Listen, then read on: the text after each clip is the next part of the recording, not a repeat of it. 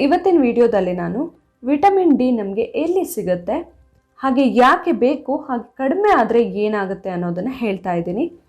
Normally vitamin D ನಮಗೆ ಸಿಗೋದೇ sunlight ಅಥವಾ ಸೂರ್ಯನ ಬೆಳಕು ನಮ್ಮ ಮೇಲೆ ಬಿದ್ದಾಗ, ನಮ್ಮ ಚರ್ಮದ ಮೇಲೆ ಸೂರ್ಯನ ಬೆಳಕು ಬಿದ್ದಾಗ ನಮಗೆ ವಿಟಮಿನ್ ಡಿ ಸಿಗುತ್ತೆ. ಹಾಗೆ ಕೆಲವೊಂದು ಫುಡ್ಡಲ್ಲಿ ಕೂಡ ನಮಗೆ ವಿಟಮಿನ್ ಡಿ ಸಿಗುತ್ತೆ. ವಿಟಮಿನ್ ಡಿ ಅನ್ನೋದು ತುಂಬ ಇಂಪಾರ್ಟೆಂಟ್ ಆಗಿ ನಮ್ಮ ಮೂಳೆಗಳ ಆರೋಗ್ಯಕ್ಕೆ ಹಾಗೆ ಹಲ್ಲುಗಳ ಆರೋಗ್ಯಕ್ಕೆ ಬೇಕಾಗಿರುತ್ತೆ.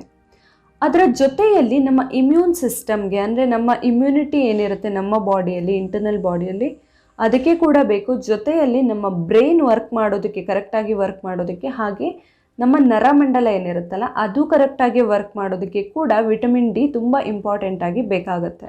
ಇನ್ನು ಶ್ವಾಸಕೋಶದ ಆರೋಗ್ಯಕ್ಕೆ ಕೂಡ ತುಂಬ ಇಂಪಾರ್ಟೆಂಟ್ ಆಗಿ ಬೇಕಾಗುತ್ತೆ. ಶ್ವಾಸಕೋಶ ಕರೆಕ್ಟಾಗಿ ವರ್ಕ್ ಆಗಬೇಕು ಅಥವಾ ಏನು ಇನ್ಫೆಕ್ಷನ್ ಆಗಬಾರ್ದು ಅಂತೆಲ್ಲ ಇದ್ದರೆ ಅದಕ್ಕೆ ಕೂಡ ವಿಟಮಿನ್ ಡಿ ತುಂಬ ಇಂಪಾರ್ಟೆಂಟ್ಲಿ ಬೇಕಾಗುತ್ತೆ.